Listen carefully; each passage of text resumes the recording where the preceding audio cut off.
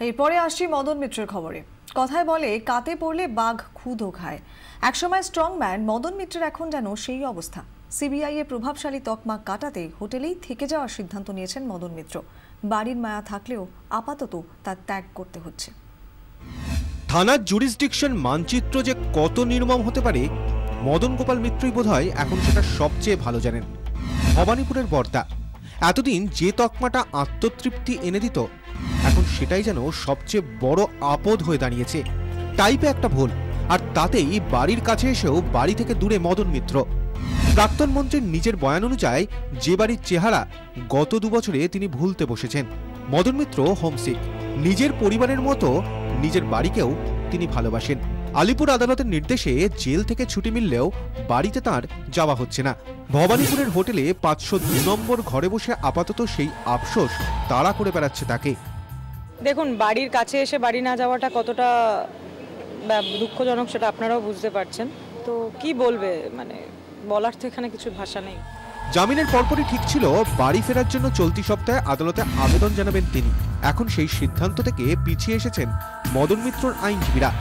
হঠাৎ কেন সিদ্ধান্ত বদল? সূত্রের খবর, ভাবনা চিন্তা করেই মদনের আইনজীবীরা এই কৌশল নিয়েছেন। জামিনের শর্তে মদন মিত্রকে ভবানীপুরের বাইরে যেতে নিষেধ করা হয়েছে। আলিপুর আদালতের ওই নির্দেশের বিরোধিতা করতে চাইছেন না মদনের আইনজীবীরা। নির্দেশের বদল হলে তৈরি হতে পারে নতুন বিতর্ক, বের উঠতে পারে প্রভাবশালী তত্ত্ব। আদালতের নির্দেশ যে তিনি অক্ষরে অক্ষরে পালন করছেন সেটাই তুলে ধরতে চান মদনের আইনজীবীরা। জামিনের বিরোধিতায় হাইকোর্টে মামলা ঠুকতে চলেছে সিবিআই। মদন মিত্র জামিন পেলে খোদ মন্ত্রী আদালত চত্বরে পৌঁছে যান। এই যুক্তিকে সামনে রেখে আবার প্রভাবশালী অস্ত্রে শান দিচ্ছেন সিবিআইয়ের আইনজীবী রাঘবাচারুলু। তাকে কাউন্টার করতে মক্কেলের বিনয়ী আর বাধ্য ছেলে ভাবমূর্তি তুলে ধরতে চান আইনজীবীরা। তাই মামলার গতি প্রকৃতি বুঝে বাড়ি ফেরানোর ব্যাপারে মেপে পা ফেলতে চান তাঁরা। প্রভাবশালী ইমেজ কাটাতে ভবানীপুরের হোটেলই এখন মদন মিত্র স্থায়ী ঠিকানা, কারণ এর আগে বাইরে বেরিয়েও খাঁচায় ঢুকতে হয়েছিল সিংহকে। 24 ঘন্টার জন্য শ্রাবন্তী সাহার রিপোর্ট, কলকাতা। বাগুইআটির অর্জুনপুরে একটি বাড়ি থেকে উদ্ধার হলো বাবা মা ও মেয়ের দেহ। দিন দুয়েক ধরে বাড়ির ভেতর থেকে পচা গন্ধ আসছিল। পুলিশে খবর দেন প্রতিবেশীরা। আজ ভোর রাতে পচা গলা 3টি দেহ উদ্ধার করে পুলিশ। খুনের মামলা রুজু করে তদন্ত শুরু করেছে পুলিশ। স্ত্রী বিমলা ও মেয়ে সোমাকে নিয়ে এই বাড়িতেই থাকতেন জ্ঞানেন্দ্রনাথ মিত্র। এলাকায় এই 3 জন ভালো মানুষ হিসেবেই পরিচিত ছিলেন। সোমবার ভোরেই তাদের পচা গলা দেহ উদ্ধার হলো। দিন দুয়েক ধরেই পচা গন্ধ আসছিল ওই বাড়ি থেকে। সন্দেহ হওয়ায় প্রতিবেশীরা খবর দেন পুলিশে। সোমবার ভোর রাতে হাজির হয় পুলিশ। বাড়িতে ঢোকার একটি দরজায় তালা, অন্য দরজাটি বাইরে থেকে বন্ধ। ভিতরে ঢুকেই আঁতকে ওঠে পুলিশ এবং প্রতিবেশীরা। ঘরের মধ্যেই পড়ে রয়েছে জ্ঞানেন্দ্রনাথ, বিমলা ও তাদের মেয়ে সোমার পচা গলা দেহ।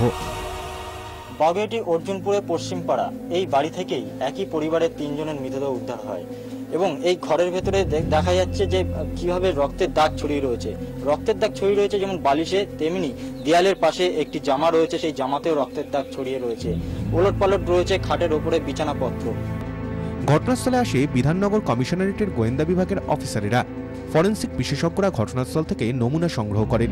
পুলিশ কুকুরও আনা হয়। ঘটনাস্থল ঘুরে দেখেন বিধাননগরের গোয়েন্দা প্রধান সন্তোষ পাণ্ডে। ইনজুরি আছে 3 জনের মাথায়। তো আমরা খুনের কেস স্টার্ট করেছি। কি ধরনের ইনজুরি?